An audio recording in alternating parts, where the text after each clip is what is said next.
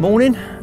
Well, you join me about 24 hours into a 48-hour session. I'm down at the quarry in Essex. Sort of fish here on and off in the winter. It's a winter syndicate, which I join every year. I think this is my 3rd year on the ticket. Done fairly well in the past. Can be a bit sporadic on here, to be honest. It's sort of like, well, if you get a bite, there's a good chance you're going to get another one. Most of my fish I've caught from here have been part of multiple captures, but you know, I've had 2 or 3 fish in a day, and then maybe nothing for the rest of the session. Started yesterday up this far end of the lake. I've seen a couple of fish, which is always a good sign. It always touch and go this time of year with February at the moment, whether they're going to be on the bottom or sort of halfway up in the layers, which carp tend to do an awful lot this time of the year, which is why I fish zigs a lot of the time. At the moment I've got a bit of a mix on of zigs and wafters on the bottom. It's not overly deep, it's about sort of 6 to 7 foot I suppose where I am. I'm fishing zigs from 18 inches up to about 3.5 foot I suppose is my highest one. And like I say, also fishing on the bottom in case they are down there. Had results on both on here in the past. Had a few fish on zigs and had some good hits on the bottom when they're up for it. But yeah, weather's looking like it's going to be moody for the next 24 hours. Got a bit of rain coming in, so they might drop down, hopefully. I'm also doing a bit of training with my new carp hound, who's a challenge. We had about an hour last night debating on whose bed was whose, but she eventually got the hang of it. The main thing in winter fishing, well, to be honest, the main thing in any fishing is always location, or that's your first thing you've got to get right. So any winter session starts with a good walk round, wander around. You know, there's no rush. People often get to a lake and the first thing they want to do is get their house up, you know, get the table set up, get everything laid out nicely. But then you see a fish jump over the other side, you've got to put it all away again. You don't need all of this really until it's getting dark, unless the weather's disgusting, and then you only need a shelter. So yeah, started with a good walk round. Like I say, I did see a couple of fish, and at this time of year, that's priceless really. If you know you're on them, then it's just down to getting the method right. Bait wise, it's an easy choice for me really, bait. I've been with Mainline since, it's 25 years now, maybe a little bit longer, since they started basically.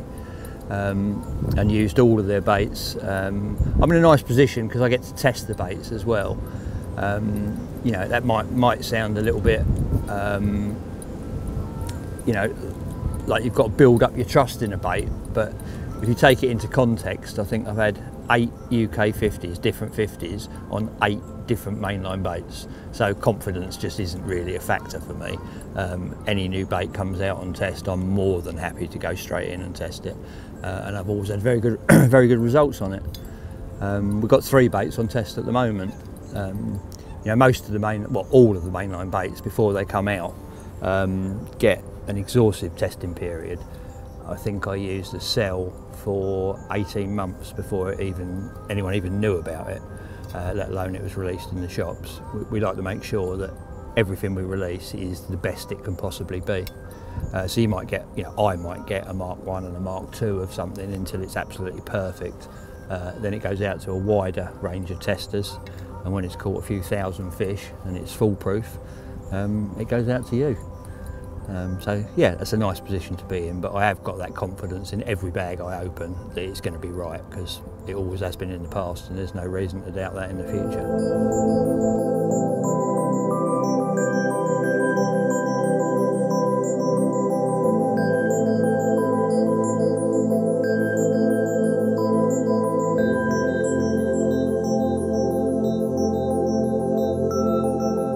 Okay, the 3 baits I spoke about that we've got on test at the moment, I'll just quickly show you them. Just don't tell anyone, all right, because it's a secret. This is a bait called the 𝗙𝗵𝗿. It's designed to feed, although they're all designed to go all year round, this is designed specifically to be very, very digestible in the winter. It's a very pale bait. Like I say, it's very finely milled. and like all the active baits in the range, which all the freezer baits are, it's activated by water. So as soon as it gets in there, it starts doing its thing, breaking down, giving off all the signals. All of the mainline baits will break down very quickly, which I think is very, very important. The last thing you want is bait laying around all over the lake bed. And also, if you've got bait out there, you want it to be giving off a signal. I mean, there's no point in just putting a little ball of colour out there. You want it to be proper bait and to be a food source. You know, all of our baits have got all the ingredients that they need, that the carp need, for a decent diet. So that's the fibre. I've no idea when the launch date for this is going to be. Like I say, it's going to have a long and hard testing process first. Smells delicious. Secondly, we have this little beauty. This is called the Link. It's more of a fish meal type profile. It smells great. Now this one has done its testing process already. This is for release in March 2018, so very, very soon. So this has been done the rounds, been through all the testers, caught a shed load of fish. Ready to go, that one, in the shop soon. And this one hasn't really got a proper name yet. We call it the sweet one or the pink one because of its colour. This is the bait that I've used the most of over the last, must be about 14 months now. I chop and change, but this has been my favourite over that period. I've been using it on a great big gravel pit up near Heathrow, and I've had a load of fish on this. I mean, lots of fish on it, and I've used it right throughout winter, summer, spring, autumn. I've had some wafters made up that match the bait, which I've got on at the moment actually. One of my favourite hook baits. Very, very confident in this one. I'm sort of hoping it doesn't come out too soon because I've got a little bit of an edge at the moment. The other thing, of course, worth noting, I briefly touched on the fact that, you know, the nutritional value of this bait is very, very good for the fish, and the fact that it activates in water, so it's giving off all those signals straight away, is how long the bait goes for. You know, you hear these stupid rumours about baits can blow and what have you, but if you get a good bait, like a really good bait, I mean, look at the 𝗙𝗹𝗹, for example. The 𝗙𝗹𝗹 has caught fish the same fish over and over and over again. Carp will just keep coming back to that. They know it's good for them. They weigh up that, you know, the danger against the free bait, and they'll just keep eating it. I mean, I don't know how long it's been on the market now, a few years. You know, I've caught the same fish over and over on 𝗙𝗹𝗹, and I have done on this already. I'm sure, you know, that the other baits will be exactly the same. Once a fish establishes that bait's good for it, they're just going to keep coming back for it. And the more people that get on the same bait, I mean, my ideal situation on the lake is if a few anglers are all using one bait, because then everywhere the fish find that bait, they start to recognise it as a decent food source, a good food source that's doing them good, and then it's instantly acceptable to them over and over and over again. And that bait just gets better and better as time goes by.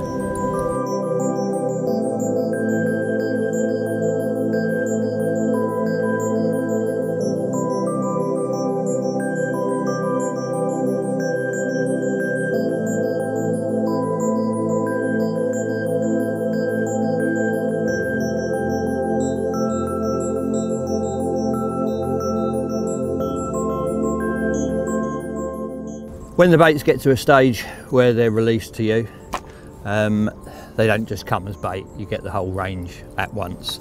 Wafters, balanced wafters are my favourite at the moment. I've totally taken by these. And we get it, they come in all different flavours and what have you, colours, shapes, dumbbells, but obviously you can get them matched to the specific baits that you're using, which is what I'm using at the moment, are wafters. I just find they present so well. They're so easy to fish with. Obviously there's pop-ups in the range, like I said, dumbbells in the range, pop-up dumbbells, and all the juices.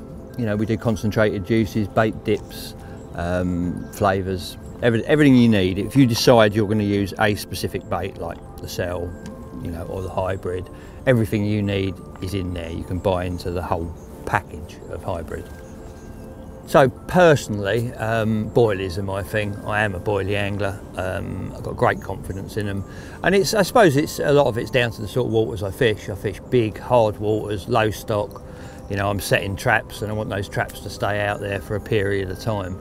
But that's not how most people fish. I'm well aware of that.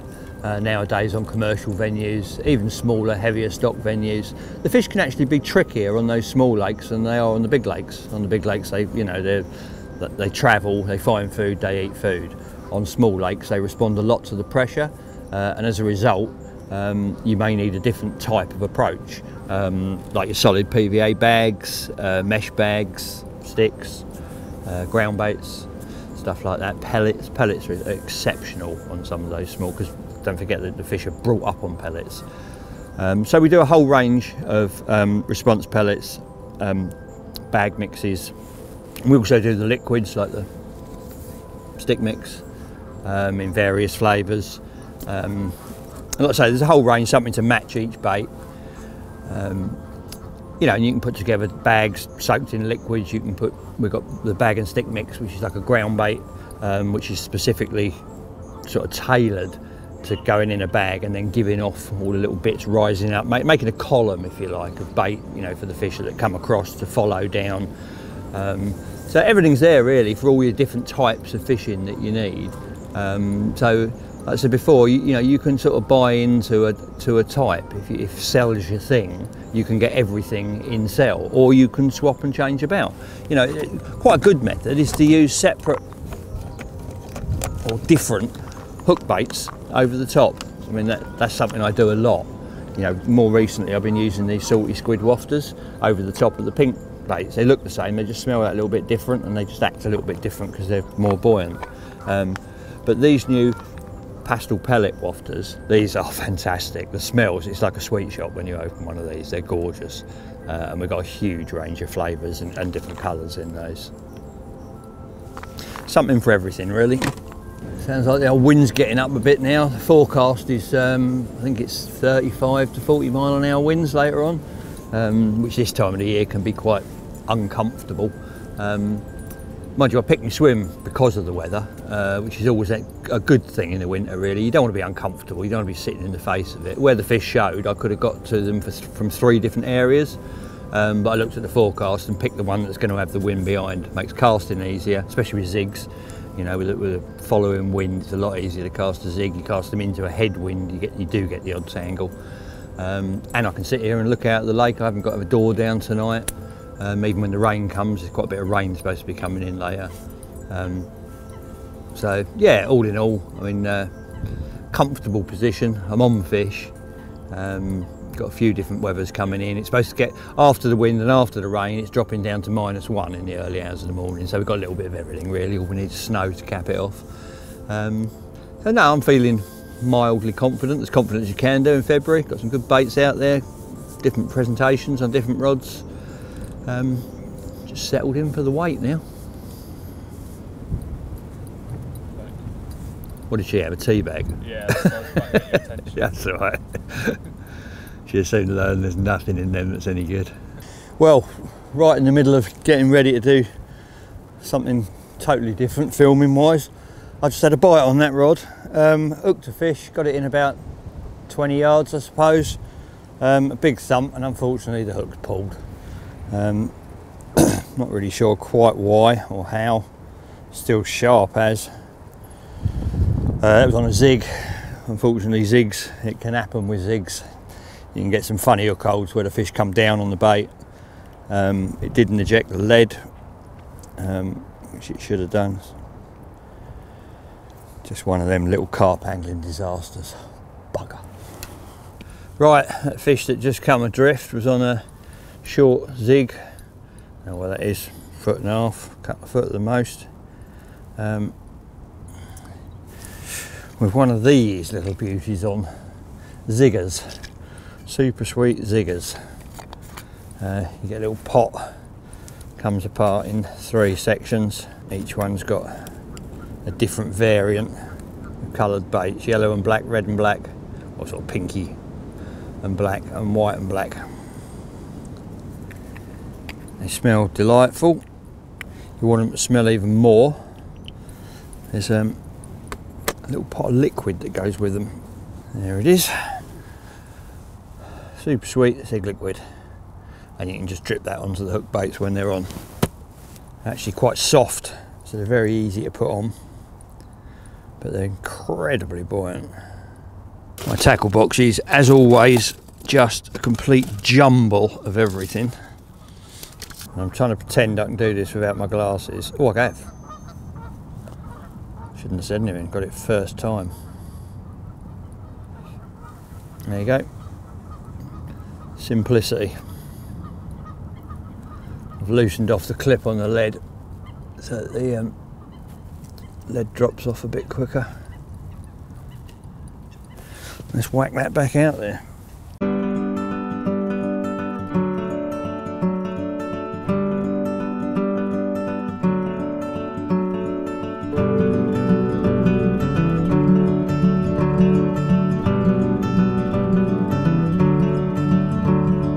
Okay, well, you've seen my zig rig, as basic as it is. I'm just going to show you my favourite Wafter rig, which is also very simple. I believe in keeping everything simple, less to go wrong. So,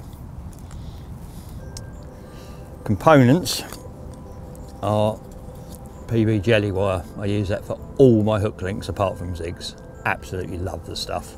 It's a strippable coated braid. Hook is a PB curved KD, size 8. 8 doesn't sound very big, but I find the smaller hooks go in and stay in. I do prefer them to big hooks, just personal preference.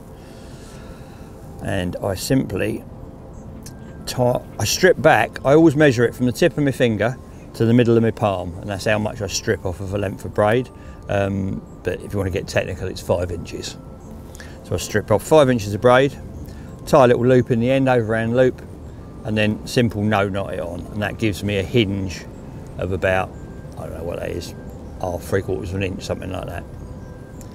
So that's how it looks to start with.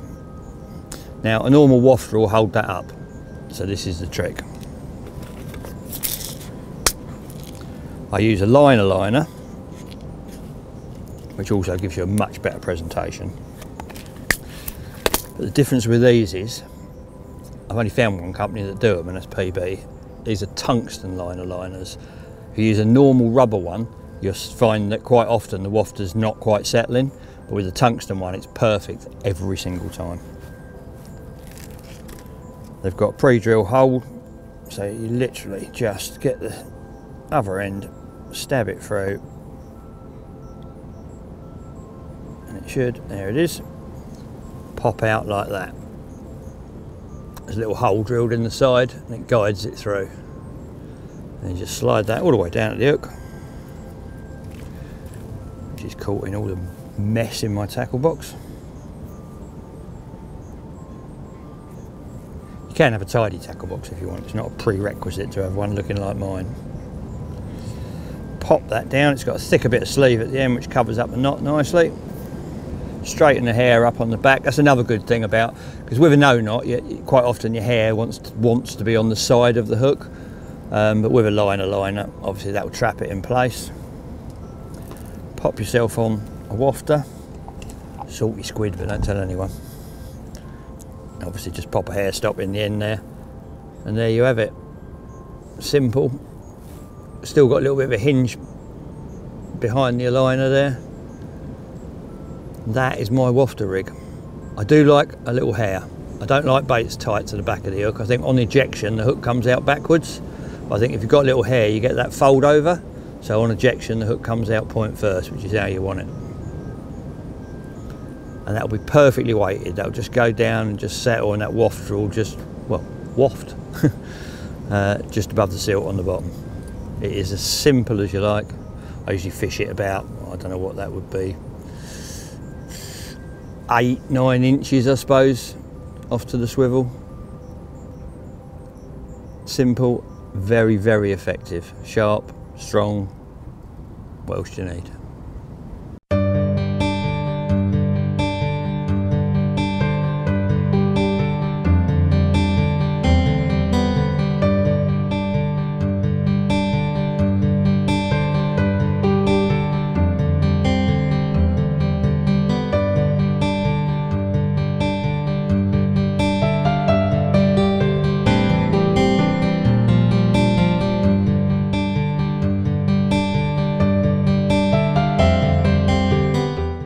You're going to make this really easy, aren't you?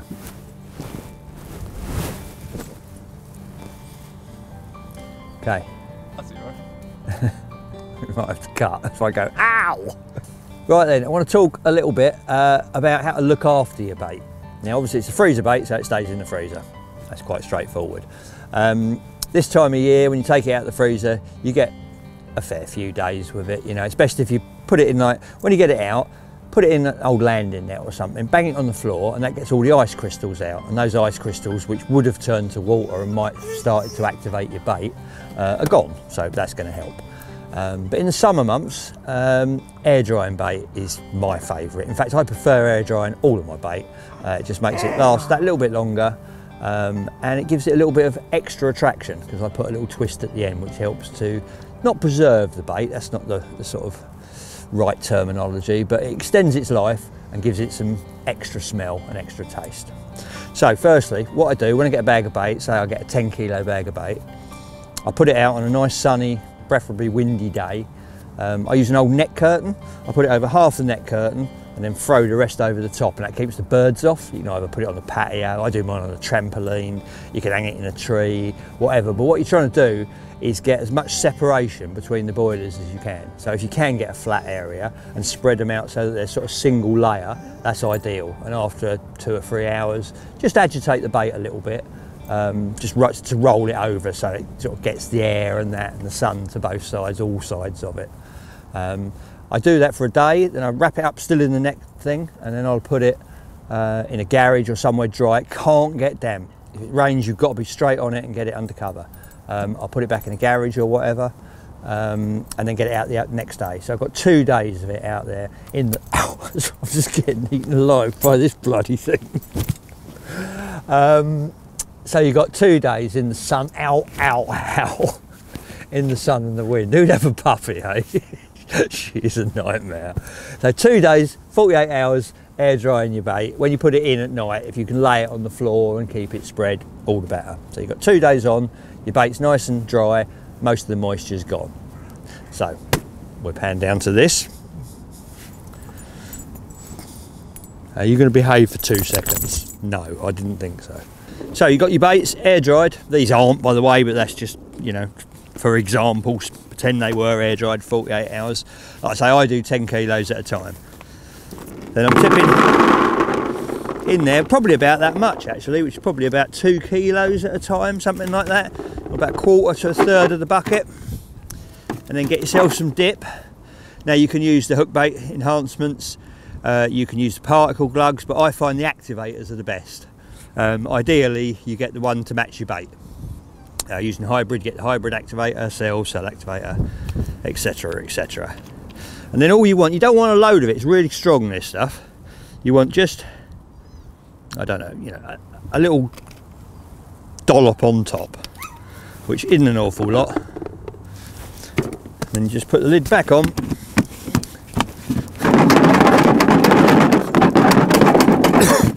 So you swish it all about, and that will be all lovely coated over all your bait. And like I say, a little bit of this goes an awful long way. And when you tip this out now into a cleaner bucket or a flat surface, put your next couple of key in, your next couple of key. You'll need less of that each time, because obviously you'll have a lot of this residue around the sides of the bucket. And personally, I leave that for about a day, or half a day, for this to soak in. And then you can package it up. You can actually refreeze it. If you don't refreeze it, it's going to last you a week, maybe more, before it starts, anything happens to it, even in the middle of summer. But if you refreeze it, when you get it back out, as it thaws, it will soak in all of that gunk. And I've had baits last up to 3 weeks, to be honest, treated like this. They also go a lot harder, so for throwing sticks, they're perfect. Just a little tip, how to look after your bait, preserve its life.